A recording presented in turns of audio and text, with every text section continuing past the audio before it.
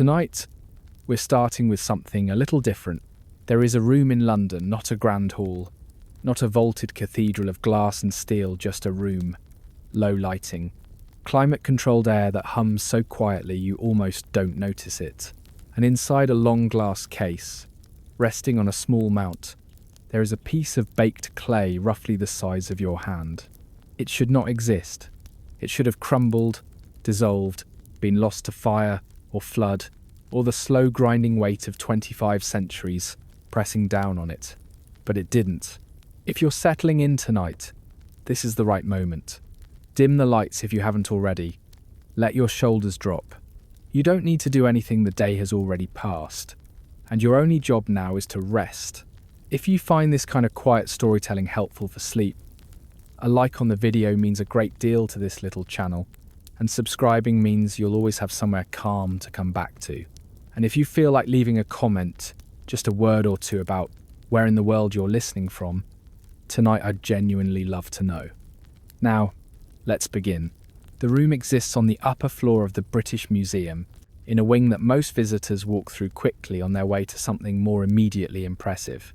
The mummies, the Elgin marbles, the Easter Island head standing in mild resignation near the staircase. People move fast in museums, generally. They photograph things and keep moving. But this room, this particular corridor, tends to slow people down without them quite knowing why. The light is amber and low. The cases are long and shallow, and inside them, arranged with the careful patience of people who understand that fragility and significance are not always opposites, are tablets, hundreds of them, some broken at the edges, some nearly whole, some no larger than an index card, some thicker, heavier. Their surface is dense with the small wedge-shaped marks that scholars call cuneiform. You might stand before one of them for a while. The surface doesn't give much away at first. It looks almost like texture, like something pressed into wet clay in a hurry, repeated and repeated in slightly shifting angles. And that is, in a sense, exactly what it is. A stylus cut from reed. A scribe's hand, steady and practiced, pressing the blunt end into soft clay at a tilt. Lifting, repositioning, pressing again. Each mark a syllable, or a sound, or a word. Each line of marks a sentence inside a language that was already ancient, when Rome was still a collection of mud and thatch huts on 7 hills. The clay itself baked hard, not by intention in many cases, but by accident, by the fires that consumed the palace that housed it, has a dull, warm colour, not quite brown, not quite orange, somewhere between the two, the colour of dry riverbank earth after a long summer. The surface is cool when you get close to the glass. The museum keeps the humidity controlled, the temperature steady, the air moving just enough to prevent the kind of slow damage that moisture and stillness together can cause. The whole room has a quality of held breath, which feels appropriate. These objects have been waiting a long time. The tablet in front of you is part of what scholars call the Library of Ashurbanipal. That name, Ashurbanipal, belongs to a king, an Assyrian king, the last great one, who ruled from the city of Nineveh in what is now northern Iraq, in the 7th century before the Common Era. He was, by most accounts, a man of considerable force, militarily, administratively, personally. Assyrian kings generally were. The empire he inherited stretched from Egypt to the Persian Gulf, and he ran it with the kind of focused ruthlessness that empires of that scale generally required. But what made Ashurbanipal unusual, what sets him apart from most of the kings whose names survive from antiquity, was that he could read. That sounds like a small thing. It wasn't. Literacy in the ancient Near East was a specialized skill, the province of a trained class of scribes, who spent years learning a writing system of astonishing complexity. Kings were not expected to read. They were expected to command people who read for them. But Ashurbanipal, by his own account and by the evidence carved into stone across his palaces, was literate. He claimed to read texts in Sumerian, a language already dead as a spoken tongue in his own time, preserved only in ritual and scholarly tradition, the Latin of Mesopotamia. He gathered texts the way some kings gathered gold, What he built at Nineveh was not a library in the sense we generally mean, not a public building with shelves and borrowing lists. It was a royal archive, a collection housed inside the palace complex itself, arranged across rooms and corridors, in a system that his scribes maintained with considerable care. Tablets were organized by subject, by series, by the number of lines they contained. There were catalogues. There were colophons, small notes pressed into the end of a tablet, identifying the text, the series it belonged to, and often a warning. This tablet belongs to the palace of Ashurbanipal, king of the world, king of Assyria. May it never be taken away. It was, by any reasonable measure, one of the largest organized collections of written knowledge in the ancient world. Tens of thousands of tablets, texts on astronomy, medicine, ritual, divination, mythology, law, plant lists, word lists, recipes for glass, for dyes, for alloys, letters, royal correspondence, hymns to gods whose names are now known only to specialists, and among them copied out by scribes working carefully from much older originals, the great literary texts of Mesopotamian civilization, stories, cosmologies, the long, slow poem that scholars now call the Epic of Gilgamesh. For a while, life continued quietly around all of it. Nineveh fell in 612 BCE. The city was sacked and burned by a coalition of Babylonians and Medes who had grown tired of Assyrian dominance and moved against it with considerable coordination. The palace burned, the roof came down, and the tablets, stacked on wooden shelves in orderly rows, fell into the rubble and the ash and the slow accumulation of debris that would eventually become, over centuries, a low mound of compacted earth beside the Tigris River. The mound is called Kuyunjik. It sits across the river from the modern city of Mosul, and it is not especially dramatic to look at a gentle rise in flat land, covered in dry scrub, with the river visible in the distance. To stand on it, even now, is to stand on what was once one of the most powerful cities in the known world. The mud brick of the walls has dissolved back into the earth. The stone of the throne rooms and the sculptured corridors exist now mostly in museums in London, in Paris, in Chicago, in New York, carved out in the 19th century by excavators who worked with a speed and an enthusiasm that later generations of archaeologists would regard with complicated feelings. It was in the 1840s and 1850s that the tablets began to come up out of Kuyunjik. Austin Henry Layard, a young Englishman of considerable energy and limited formal training, dug at the site and sent crate after crate of material back to London.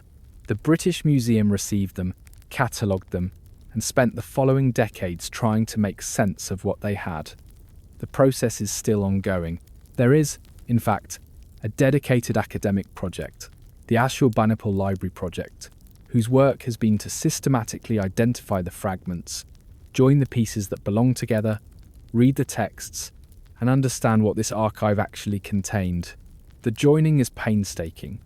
A single tablet broken into 3 pieces might have those pieces scattered across different drawers in the museum's storage, separated by accident and by decades of miscataloguing. Scholars spend careers finding where the edges align. The air in the gallery is very still. Somewhere behind you, there are distant footsteps, someone moving through the next room, unhurried. The sound reaches you softly and then fades. What's easy to forget, standing in front of one of these tablets, is that Ashurbanipal's scribes were not writing original texts. For the most part, they were copying. The library was built through a deliberate, systematic effort to collect and preserve existing knowledge texts that were already old, already canonical, already copied and recopied across centuries before a single Assyrian king commissioned another version.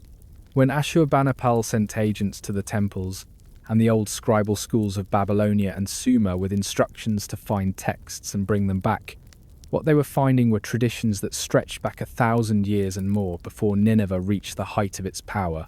The tablet in the glass case may be a 7th century copy, but the story it carries could be far, far older, and somewhere inside the careful, deliberate wedge marks of an Assyrian scribe trained to reproduce what he received with precision.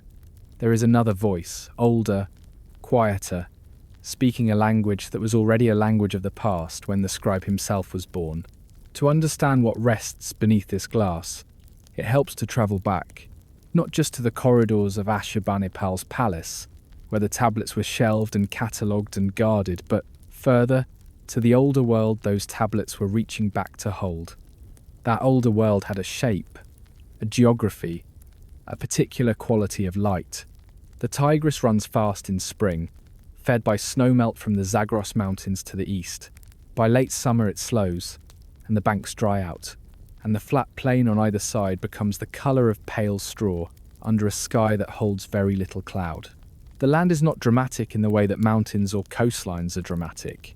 It is wide and quiet and ancient in a way that announces itself slowly, through repetition rather than spectacle. You notice it after a while, the way the horizon just keeps going, the way the light flattens everything into a long, continuous plainness. It was into this landscape that the Assyrians built their capital, and it was from this landscape that everything in that glass case in London ultimately came. Nineveh sat on the eastern bank of the Tigris, roughly opposite where the modern city of Mosul now stands. The city had been inhabited for thousands of years before the Neo-Assyrian kings made it their seat of power. People had lived and farmed along that stretch of river long before there were kings at all. But by the 7th century before the Common Era, Nineveh had been rebuilt and expanded into something that would have been, by the standards of the ancient world, genuinely immense. Sennacherib Ashurbanipal's grandfather had begun the transformation, constructing what he called the Palace Without Rival on the southern part of the Kuyunjik Mound. Ashurbanipal himself built his own palace complex toward the northern end of the same mound, and it was somewhere within and around these two great structures that the library took shape. The outer walls of Nineveh stretched for miles. Watchtowers, gates named for gods, wide roads leading into the city from the surrounding plain.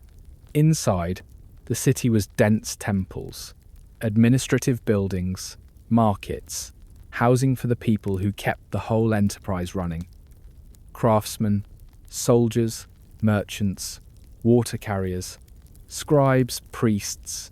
Any large city in the ancient world was, above all else, a system, a machine for organising labour and moving grain and maintaining order across an enormous territory.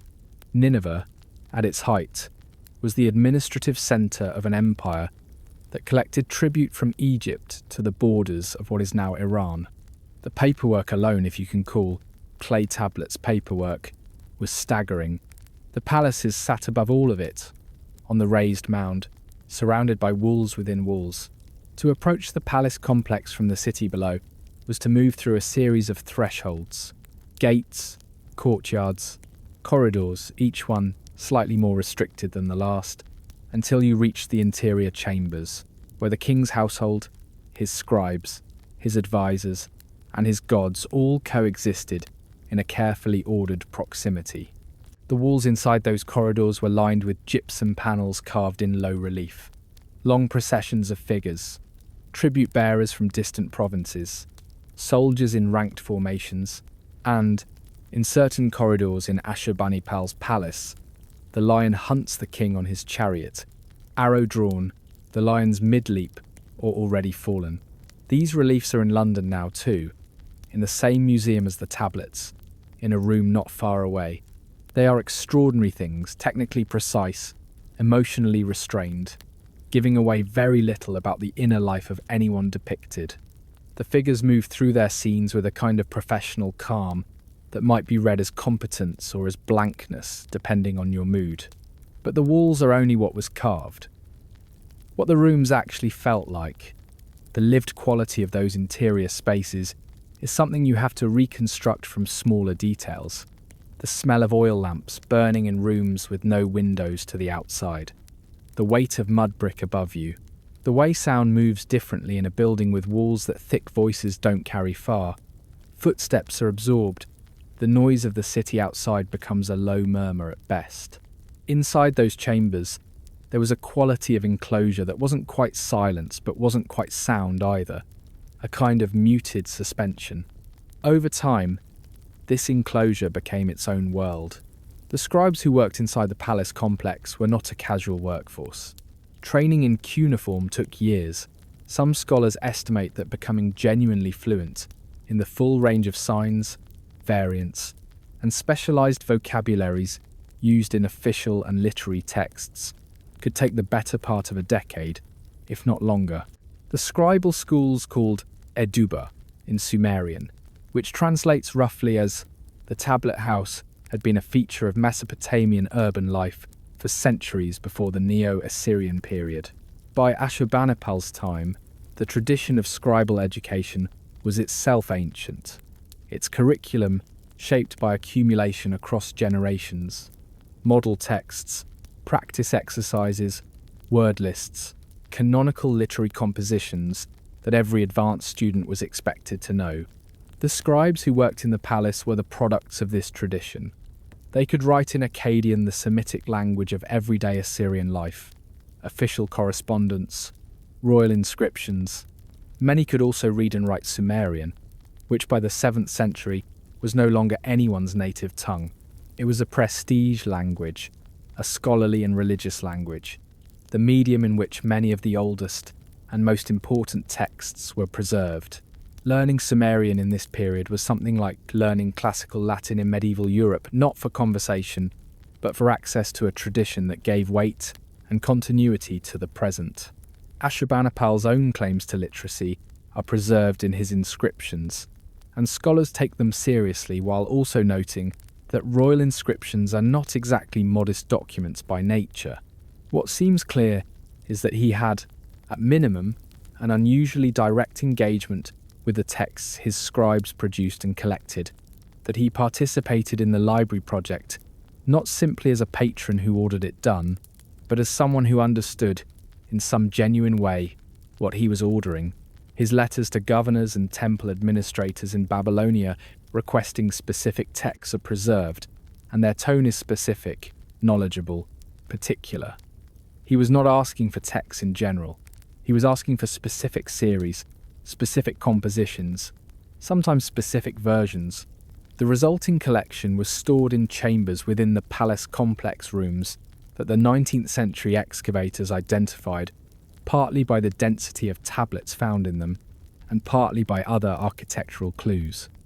The tablets rested on wooden shelves, scholars believe, though the wood itself is long gone. Some tablets were stored in clay jars or baskets. There is evidence of labelling systems, of ordering by series and subject. The colophons that scribes pressed into the ends of tablets often recorded which series a text belonged to and how many tablets that series comprised in total, creating a kind of internal reference system that would have allowed a scribe to locate a specific portion of a specific composition without reading through everything. The chamber itself, reconstructed in the mind's eye from what the excavations revealed, was low and dim. Reed mats on the floors, thick walls that held the temperature steady through the worst of summer. A lamp somewhere, a small clay cup of oil, with a floating wick providing enough light to read by, and not much more. The sound from outside, at this depth inside the palace, was barely audible. Somewhere distantly, the movement of water in an irrigation channel, or the slow rhythm of a cart on a paved road, or the bell-like sound of a bronze vessel being struck in a temple courtyard. But here, inside, just the dry warmth of enclosed air and the long rows of tablets in their quiet order. The empire that surrounded all of this was, by the time Ashurbanipal came to power in the 660s BCE, enormous and increasingly complicated to hold together. It had expanded through the reigns of his father and grandfather into territories that were culturally and linguistically diverse, that held different religious traditions, different administrative structures, different relationships to Assyrian authority. Managing it required an infrastructure of communication letters, moving constantly between the king and his governors, reports arriving from the frontiers, orders going out in return. The palace complex was not just a residence, it was a communications hub, an archive, an administrative centre, a temple precinct, all at once. And within that, tucked into the quiet chambers of the North Palace, behind walls that filtered out the noise of everything else, was the library. The tablets sat in their rows in the lamplight, texts that were old when Nineveh was young, voices that had been copied and recopied across centuries until they arrived. One more time, in this particular form, on this particular clay, in this particular room. Outside, the city moved at its own pace. The river ran south in the distance. The plain stretched out flat and enormous in every direction under the long Assyrian sky. And inside, in the stillness of that archive, a doorway waited low-framed, leading inward to where the oldest texts sat in the deepest quiet. The doorway was low. You had to incline your head slightly to pass through it. Inside, the air was dry and still, warmer than the corridor outside. The walls here were plain, no relief carvings, no processional figures, just mud brick, smoothed and whitened with a thin layer of plaster. The room existed for a purpose, and the purpose did not require decoration. What it required was order, and order, in this particular room, meant clay. Rows of it, tablets stacked and arranged with the careful logic of a system someone had thought through in advance, organized not by size or shape, which varied considerably, but by content, by series, by the position of a given text within a larger whole. A scribe who knew the system could move to a specific shelf, reach for a specific tablet, and find himself at the precise passage he needed without reading through everything that preceded it. That level of organization was not accidental. It was the product of years of deliberate work, guided by a king who understood, in a way that very few kings before him had, exactly what he was building. Ashurbanipal came to the throne in 668 BCE. He was not the eldest son of his father Esarhaddon. The succession had been arranged carefully, with Ashurbanipal designated king of Assyria and an older brother designated king of Babylonia, a division that solved one problem and eventually created several others. But that came later. What matters here is the training that preceded the throne. Unlike most Assyrian rulers, who were educated for war and administration, Ashurbanipal was also trained in the scribal arts. He learned cuneiform. He learned to read and write in Akkadian, the language of daily Assyrian life, the language of official correspondence and royal decree. And he learned Sumerian. That last one is worth sitting with for a moment. Sumerian had not been spoken as a living language for roughly 1,000 years by the time Ashurbanipal was born. It had passed out of common use sometime in the early 2nd millennium BCE, replaced by Akkadian across most of Mesopotamia, but it had never stopped being written. It had been preserved in the scribal tradition as the language of the sacred, the scholarly, the venerable, the language in which the oldest prayers, the oldest literary compositions, the oldest word lists had been set down. To read Sumerian in the 7th century BCE required formal training, a specialized curriculum, years of working through canonical texts under the guidance of a master scribe. Most people who underwent that training were professional scribes. Ashurbanipal was a prince and then a king, and yet the inscriptions he left behind describe, with something that reads as genuine pride, his ability to decipher old tablets, to work through obscure signs, to understand what others could not. Scholars read those claims with a careful eye. Royal inscriptions in the ancient world were not constructed for modesty, but the specificity of what Ashurbanipal describes, the kind of tablets he could read, the particular challenges of certain sign forms, the satisfaction of working through a difficult passage, has a quality that goes beyond simple self-promotion. It reads as someone who actually sat with these texts and found them difficult and kept going. Over time, this became the orientation of a reign. The letters survive. Not all of them, and not in complete condition, but enough correspondence sent in the king's name to governors and temple administrators across Babylonia, instructing them to locate specific texts and send them to Nineveh.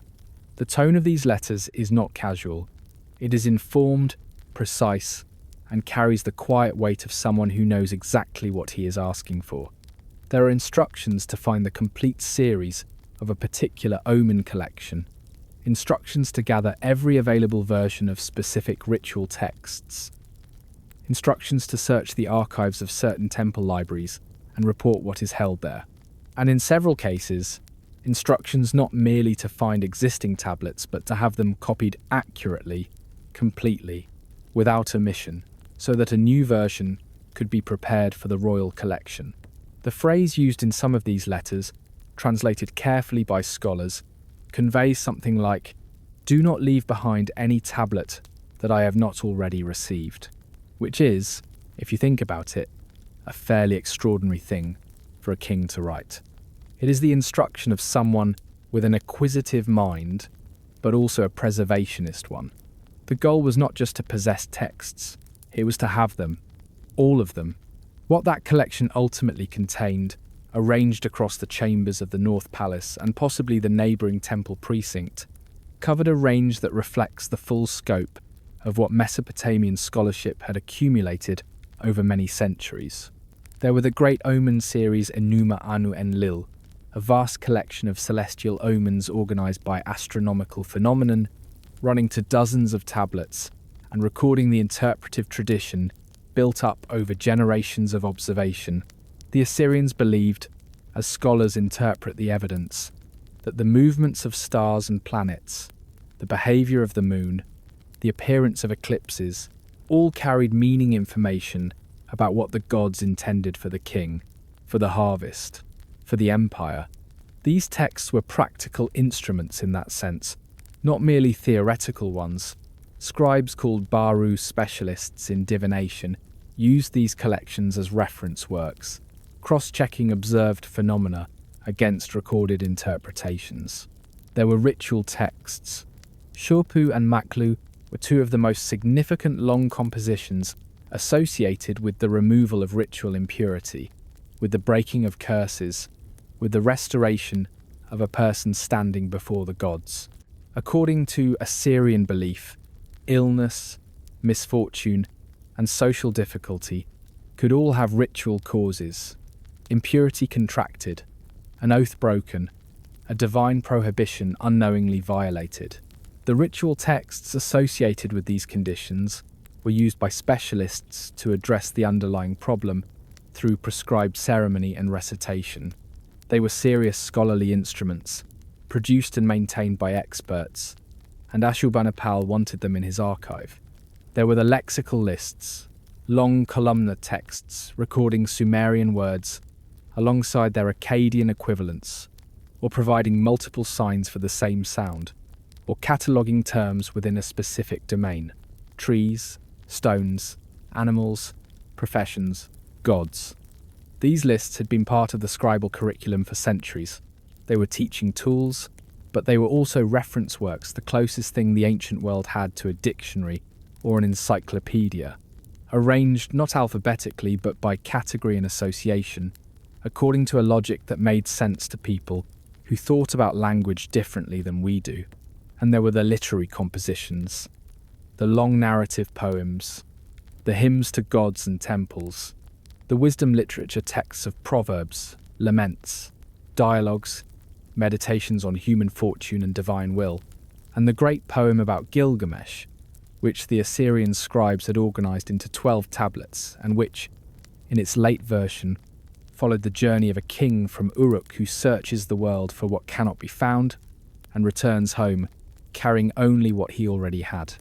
The colophons that identified each tablet as belonging to Ashurbanipal's collection used a consistent formula. Scholars interpret them as essentially ownership statements. This tablet belongs to the collection of Ashurbanipal, king of the world, king of Assyria. Sometimes there was an additional line, a kind of formal warning, indicating that the tablet was not to be removed. And sometimes in certain tablets from the literary series there was a line stating that the text had been collated, checked, and confirmed against an older original. The scribes were not simply copying, they were editing, in the limited sense of verifying, comparing what they had produced against what they had been given, making sure the transmission was accurate. What that process of checking looked like in practice Exactly how thorough it was, and what it meant for the text that passed through it, those questions remain genuinely open. Scholars note that the Neo-Assyrian scribes sometimes introduced changes, subtle shifts of phrasing or sign choice that may reflect regional preferences, scribal training, or deliberate editorial decisions. The line between transmission and interpretation is not always easy to locate. A scribe copying a Sumerian text he understood imperfectly in a language no one spoke, working from an original that was itself already centuries old. The room for variation was real, and the tablets show it. And yet what arrived at Nineveh, shelf by shelf and year by year, across the long course of Ashurbanipal's reign, was something remarkable by any measure. Something between 30 and 35,000 tablets and fragments eventually came up out of Kuyunjik in the 19th century, and a substantial portion of those are now understood to belong, at least in part, to the library collection. The precise, original extent of the archive, how many complete tablets existed before the fall, before the burning, before the long centuries underground, is not securely known. The numbers scholars work with are the surviving numbers, and survival was, as always, a matter of what broke and what held. The last tablet of a completed series would be brought into the chamber, the colophon freshly pressed, the clay still slightly warm from the drying. A scribe would set it in its place on the shelf. The lamp nearby threw a small circle of light. The rest of the room receded into shadow, and the words on that tablet, already old when the scribe first learned to read them, already old when his teacher first taught them, reaching back through layers of copying and recopying to a source that preceded the city of Nineveh itself, rested in the stillness. The lamp threw its small light. The scribe settled on his mat. The tablet in front of him was old, not ancient, not crumbling, but older than his own training. Its surface was worn at the edges, and one corner had chipped away at some point during its journey, leaving a gap in 3 lines near the end of the second column. His job was to reproduce what he could read, leave a notation where the gap fell, and produce something that would outlast the original cleaner, fresher clay, pressed with care, the lines redrawn with all the precision his years of training could bring to bear. He had done this before. All scribes of his level had. A substantial portion of the work in the library chambers involved exactly this: taking something old and making it new again, not by changing it, but by recording it faithfully onto fresh clay, extending its life by an uncertain number of additional centuries. The scribes would not have described it this way. They were copying a text, not preserving a tradition. But that is what the work was, and they did it with the patient exactness that the Adaba had trained into them from the very beginning. The language on the original tablet was Sumerian. The scribe could read it, not the way he read Akkadian, not with the easy fluency of someone recognizing words from his own living language, but the way a trained scholar reads a dead one, carefully, with the specific kinds of knowledge that come from years of working through canonical texts, from knowing the standard meanings of signs in scholarly contexts, from understanding the conventional grammar of a literary register that had not changed much in 1,000 years because it had not been spoken in 1,000 years. Sumerian had crystallized at some point into a fixed scholarly form, and that form was what the scribes learned and copied and transmitted. It could not drift the way living languages drift. No one was speaking it in the market, or to their children, or changing it without noticing. It was held in place by the very fact of its preservation. The bilingual lists were the foundation of all of this. Ura equals Hubulu. That is the modern scholarly name for the most extensive of them. Drawn from the opening words of the series was a long, columnar work running across many tablets, organized by category: wooden objects, stone objects, plants, fish, birds, animals, body parts, professions. Each entry gave a Sumerian term on the left side of the column, and its Akkadian equivalent on the right. The series had been part of the scribal curriculum for centuries before Ashurbanipal commissioned his copies, and the versions held in the Nineveh library reflect the accumulated editorial work of generations of schoolmasters.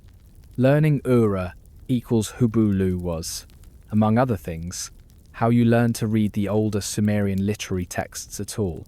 The lexical lists were the infrastructure through which a dead language remained accessible across an enormous span of time, and that infrastructure mattered enormously because what it preserved access to was not just vocabulary, it preserved access to an entire literary world. Meanwhile, the older texts continued their patient existence. The Sumerian Gilgamesh poems, stories about the king of Uruk, his companion Enkidu, his exploits and losses and long wandering had been composed. Scholars believe sometime around the late 3rd millennium BCE. That is a rough estimate, based on the earliest manuscript evidence and on internal features of the texts. But the tradition around Gilgamesh as a legendary figure is genuinely old, older than most written literature anywhere in the world. The early poems were short, independent, focused on specific episodes.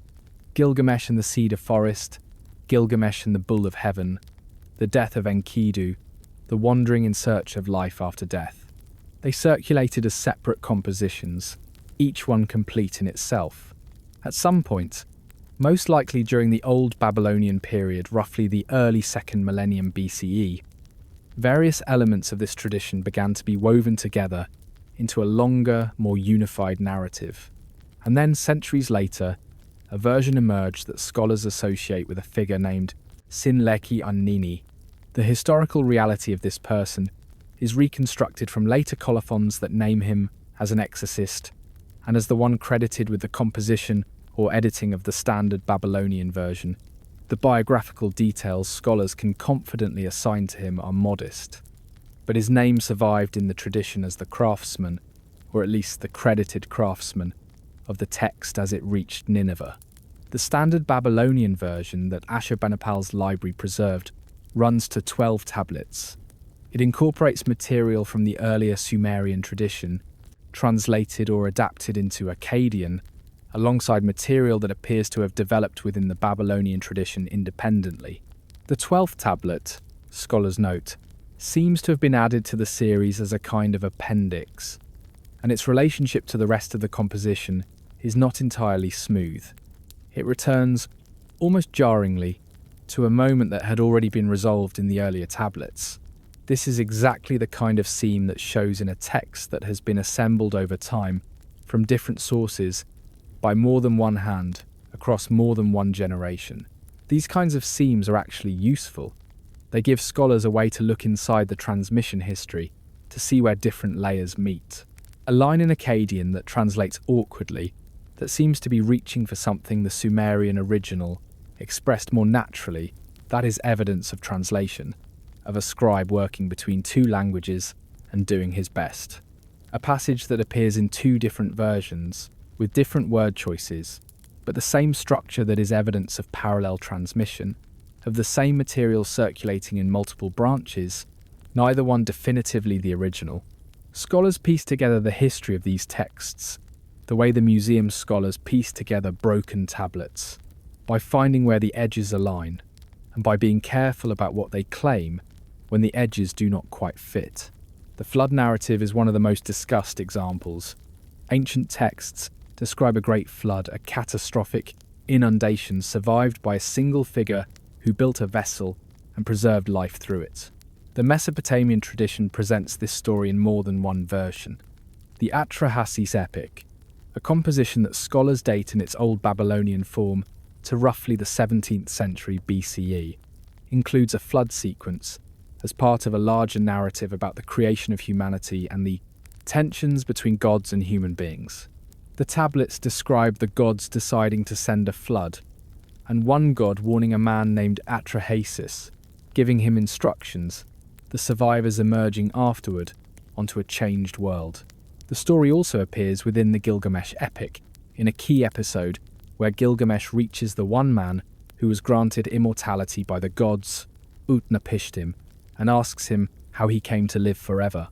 Utnapishtim's answer is to tell the flood story. The account he gives parallels the Atrahasis version in many details, and scholars interpret the relationship between these texts as part of a broader Mesopotamian literary inheritance. Different works drawing on a common tradition without direct copying, how old that tradition is, what its earliest form looked like, and how it evolved across the long stretch of Mesopotamian literary history. Those questions remain genuinely open because the earliest evidence is fragmentary and earlier stages of the tradition have not survived completely. The Enuma Elish, the Babylonian creation account, describes, according to ancient texts, the origins of the gods, the defeat of a primordial force by the god Marduk, the creation of the world from what followed, and the making of human beings. Scholars interpret it as a composition with layers shaped by the political and theological context of Babylon's rise to regional dominance and the theological centrality of Marduk within that context. The version in Ashurbanipal's library reflects this long, accumulated tradition, carried forward through scribal hands across many centuries. What the scribe in the lamplight was copying then was not one thing. It was many things at once. A specific text, a version of that text, a stage in the long transmission of a tradition, and also, though he did not think about it this way, a thread that would eventually reach through the rubble of a collapsed palace, through 2,500 years, to the hands of other readers in other languages who would try to understand what he had written. The stylus moved across the wet clay in the familiar rhythm of practiced work. The sounds outside had quieted. The lamp burned steadily. The scribe did not hurry. He was not in a hurry.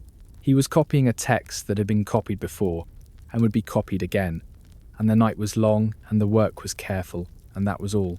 He set down his stylus when the column was finished, straightened his back. The new tablet lay complete on the mat in front of him. Every line transferred, the gap in the original noted in its place. Tomorrow the clay would dry further. In a few days, it would be baked, or left to air dry in the chamber's warmth, and then it would be carried to its shelf and placed among the others, and the room would be exactly as it had been before he began, except for one more tablet, one more thread of a very old voice, laid down again in new clay. The city around it would not last. The empire would not last. Even the shelf the tablet rested on was already borrowed time. But the tablet itself, the words pressed into it, the older words beneath those words would outlast all of them.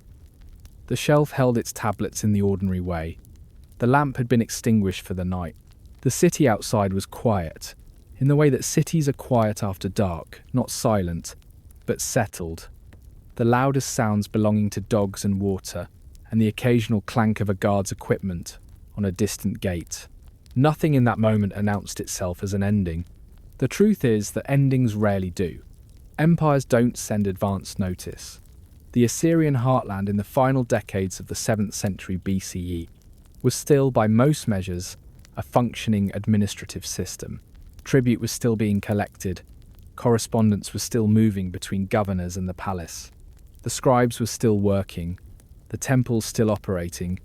The water channels still carrying their necessary flow out across the flat plain. The outward rhythms of imperial life have a way of continuing, even when the underlying conditions have begun to shift, and the shift, when it comes, is often absorbed into those rhythms for longer than seems possible in hindsight. What was changing, across the decades that followed Ashurbanipal's reign, was the balance of power in the region. The Medes, to the north and east, had been consolidating for some time. Babylon, which had a complicated and often fractious relationship with Assyrian authority across many generations, was under new leadership. The two powers found common cause, and the alliance they formed was the kind that, once it moved with considerable weight. The campaign that ended Nineveh was not a single sudden act. The ancient accounts suggest siege operations, coordinated movements, pressure applied over weeks or months. The exact sequence, the exact duration, the exact nature of the final assault on the city walls. Those details are debated among scholars, the ancient sources imperfect, the archaeological evidence incomplete in its own way. What the record agrees on is the outcome. Nineveh fell in 612 BCE. The city was taken, and the great palaces on the Kuyunjik mound did not survive it. What happened inside the palaces was, in architectural terms, a collapse. Fire spread through the wooden elements, the beams that supported upper floors and roofs, the door frames, the furniture, the shelving. Where wood burned, the structures that wood supported came down. Mud brick walls, deprived of their framing, cracked and sagged and eventually settled. Stone thresholds and gypsum wall panels fell inward as the rooms behind them gave way. The palace corridors, those long carved spaces with their processional figures, were crushed under the weight of their own collapsing upper stories. And in the chambers where the tablets were shelved, the same process unfolded. The wooden shelves, scholars believe, burned. The tablets fell. Some shattered on impact. Corners broke away. Surfaces cracked across the middle. Fragments scattered across the floor. Some were buried immediately under falling brick and remained roughly where they landed. Others were pushed and tumbled by the collapse, mixing the contents of different rooms, separating tablets from the series they had belonged to, scattering the careful organization that the scribes had spent years maintaining. The long work of systematic order was undone in the space of an afternoon, or a night, or however long the burning lasted. And then something strange happened, something that no one planned and no one could have anticipated. The fire baked the clay. Raw clay tablets, those that had been air-dried but not kiln fired, are fragile in a specific way. They can survive a great deal of dry pressure, but they are vulnerable to moisture. Water softens them, gradually returns them to something approaching their original condition, and given enough time and enough damp, they dissolve. Buried under wet soil for 2,000 years, they would have become nothing. The plain beside the Tigris is not a desert. It floods in spring. It holds moisture for months. A buried tablet left in those conditions without having been fired would not last. But a tablet buried under the ash and rubble of a burned palace is a different thing. The heat of the fire, intense enough and sustained enough in the palace chambers, passed through the accumulated clay and baked it. Not uniformly, not with the precision of a kiln, but enough. The tablets that survived the collapse, buried quickly under the falling debris, found themselves in conditions that hardened rather than softened them.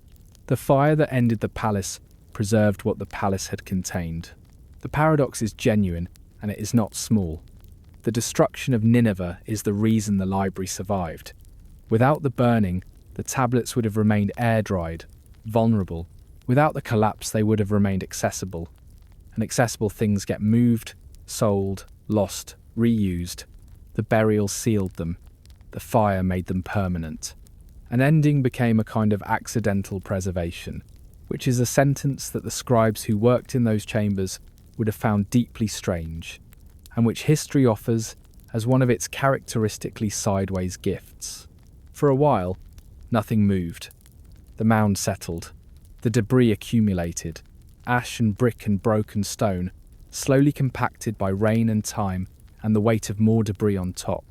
The site did not vanish overnight. It became a low hill kunjik, the mound a slight rise in the flat land that the river plain produces naturally in places where human occupation has left its layers. People continued to live in the broader region. The city as a functioning entity was gone, but the land around it was still farmable, still watered by the same channels, still positioned along the same river crossing that had made it valuable in the first place. What vanished was the knowledge of what lay beneath. Within a generation or two of the fall, the specific history of Nineveh as an imperial capital, the names of its palaces, the contents of its library, the identity of the scribes who worked there, had passed out of living memory in the immediate area. The broader Mesopotamian tradition preserved the name and the reputation of Nineveh in various ways.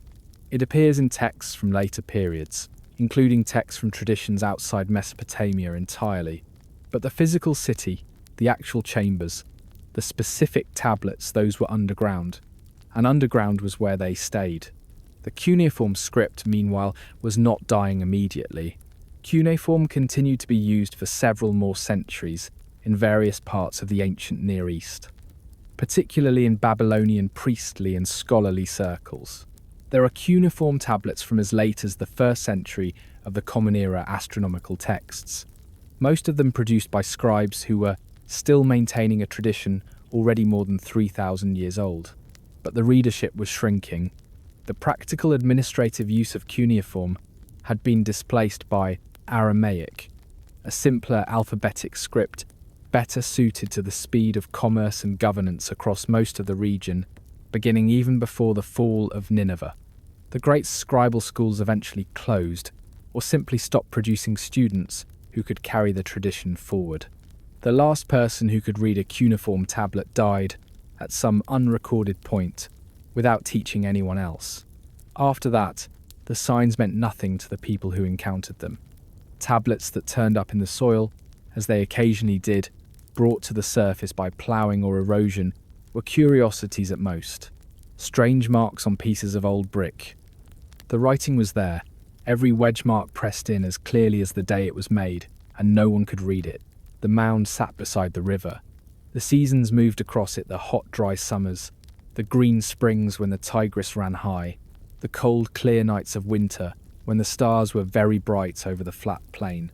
In the distance, across the water, the settlement that would become Mosul grew slowly into a town, and then a city, and the mound remained a mound, unremarkable from most angles, carrying nothing on its surface to suggest what lay compressed within it. The words were in there, in the dark and the dry, waiting with the particular patience of objects that have no awareness of waiting. The story of a king from Uruk who searched for what could not be found. The long lists of tree names in 2 languages, the celestial omens, and the ritual prayers, and the flood that the tablets described. All of it pressed into clay, baked hard, covered in the rubble of the walls that had housed it, sealed under centuries of accumulated earth. The Tigris moved in its bed. The plain stretched out in the evening light, flat and quiet, toward the low shapes of distant hills. The words would wait. They had no choice, and they did not need one. Other hands would come, eventually, with different tools and different questions, not knowing exactly what they were looking for. The mound did not announce itself. That is worth noting, in a quiet way. When Austin Henry Layard arrived in the region near Mosul in the 1840s, Kuyunjik was simply a feature of the landscape, a long, low rise of pale earth, unremarkable to the eye, surrounded by flat agricultural land and the slow river in the distance. Local people knew it as a mound. They knew that old things came out of the soil there sometimes. They did not know what it was. No one, at that point, did not with any precision, not with any certainty about what lay beneath the surface. Layard dug. He had considerable energy, a tolerance for difficult conditions, and enough institutional backing to sustain operations across several seasons. What came up out of the mound in those early years was, by any measure, astonishing carved stone reliefs from the palace corridors, stone figures from the great gates, and, in the deeper chambers, clay, tablets by the hundreds, by the thousands, pressed in close together, where they had fallen from collapsed shelves, broken and mixed and scattered but present, unmistakably, insistently present. The British Museum received the crates, and then received more crates, and then more. The work of sorting and cataloguing what arrived was a long, slow process, longer than anyone initially anticipated, which is how archaeological cataloguing generally goes. The material was extraordinary, and also deeply fragmentary, and fragmentary material takes time, a great deal of time. Decades, as it turned out. It was Hormuzd Rassam, working at Kuyunjik in the early 1850s, who opened the chambers of Ashurbanipal's North Palace and brought out a second great concentration of tablets, including material that would later be identified as belonging to the heart of the library collection.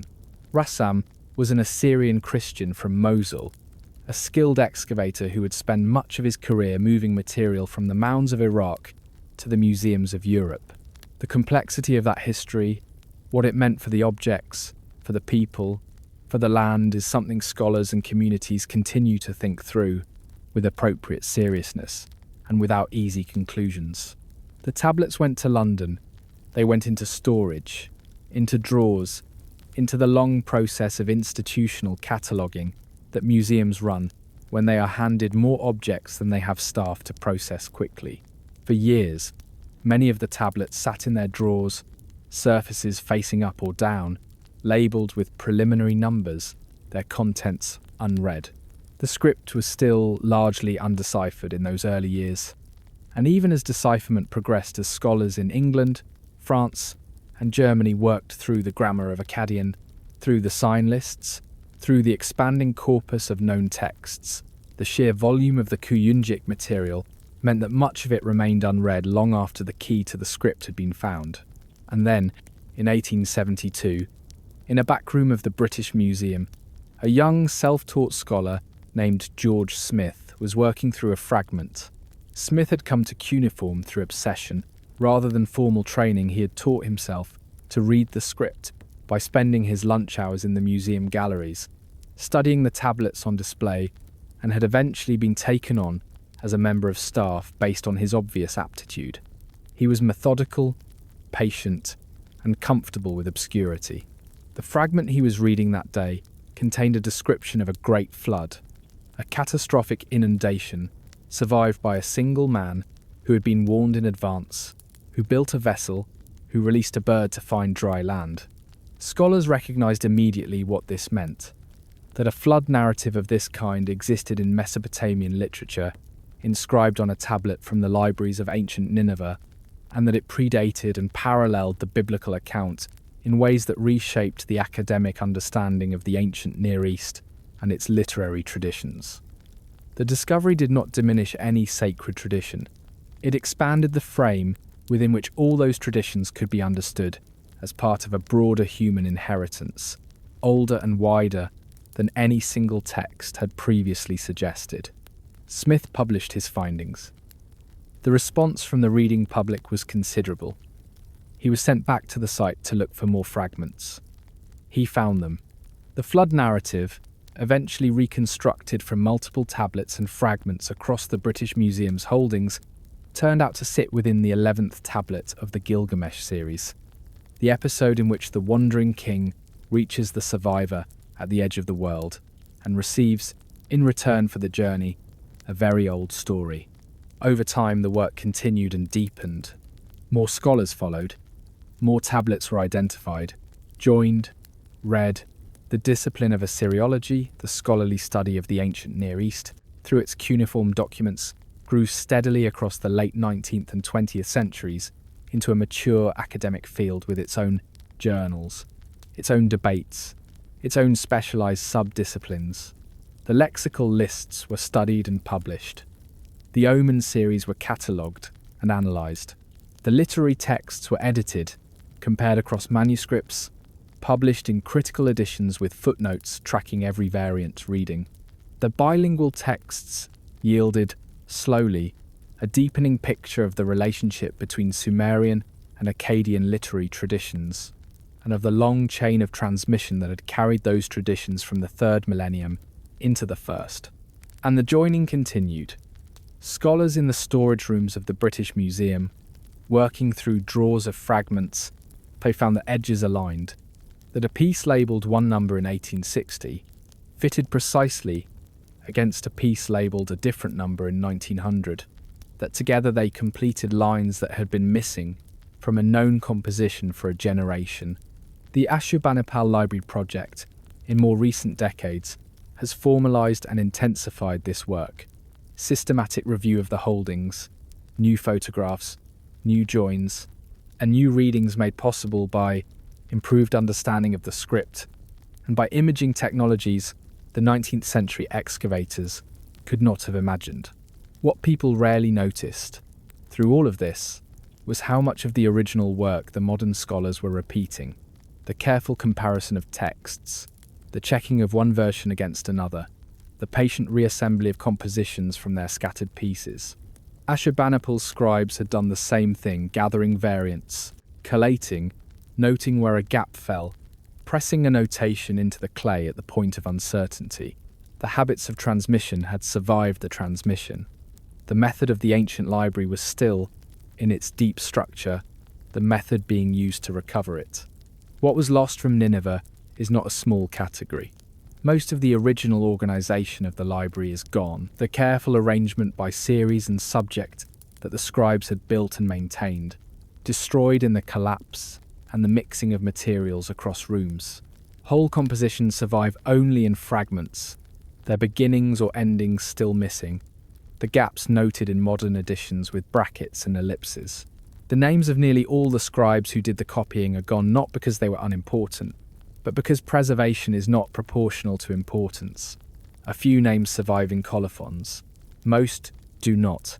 The library as a living institution, as a room with a lamp and a working scholar and a fresh tablet being pressed, ended in a single season and was not resumed. And there are certainly tablets still underground. Scholars believe that a significant portion of what was originally held in the palace chambers has not been recovered. Some were destroyed beyond identification. Some remain in the soil beneath Kuyunjik, buried under layers that have not been excavated, in a site that the modern city of Mosul approaches closely on the far bank. The full extent of what Ashurbanipal gathered will not be known, not because the work has ended, but because some of what was gathered is gone, and some of what remains is still waiting. What survived is harder to summarize, because what survived is an entire world. The Gilgamesh poem is still read. Translations of it exist in dozens of languages, in editions ranging from scholarly to popular, sitting on shelves in homes and libraries on every continent where books are kept. People read it at night sometimes, alone, the way you might read anything old and quiet and concerned with the things that can't be fixed. The story of a man who loses someone he loves and cannot accept it, who walks to the edge of the world looking for a way to undo the loss, and finds instead that the walking itself was the only thing there was to do. That story has not required updating. It arrived from the 3rd millennium BCE, more or less complete as a human observation, and it has remained useful. The lexical lists, the omen series, the bilingual texts, these survive in the careful editions of scholars who have spent decades on them, and through those editions they continue to inform the study of ancient languages, of literary transmission, of the relationship between Mesopotamian and later textual traditions. The flood narrative sits within the wider scholarly understanding of ancient Near Eastern literature, held with appropriate care, neither overstated nor diminished.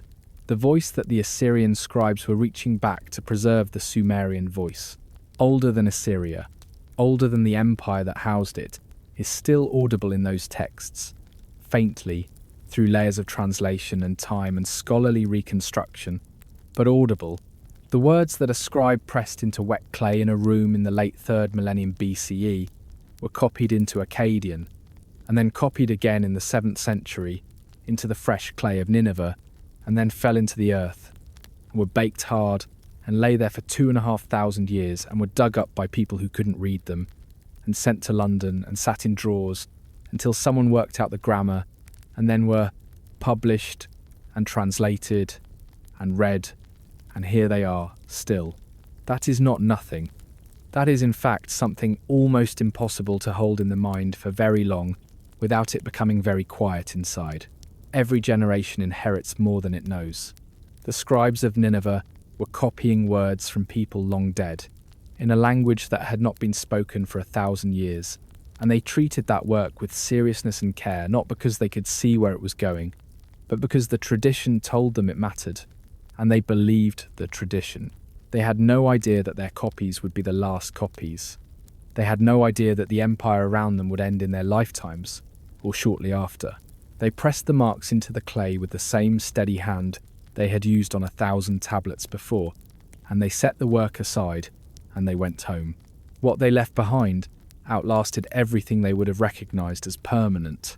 There is something in that, at the end of a long night, that settles rather than unsettles. The things that last are not always the things that were built to last. The things that reach us are not always the things that were sent. And the words pressed quietly into wet clay, in a room lit by a small oil lamp, in a city that is now a mound of pale earth beside a river. Those words are still here, patient and unchanged, waiting in the way that only written things can wait.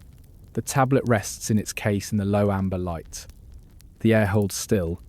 The climate control hum is barely audible, and somewhere inside those wedge marks, a very old voice continues its patient existence. No more urgent now than it ever was, simply present, the way certain things remain present long after the world that made them has gone to sleep.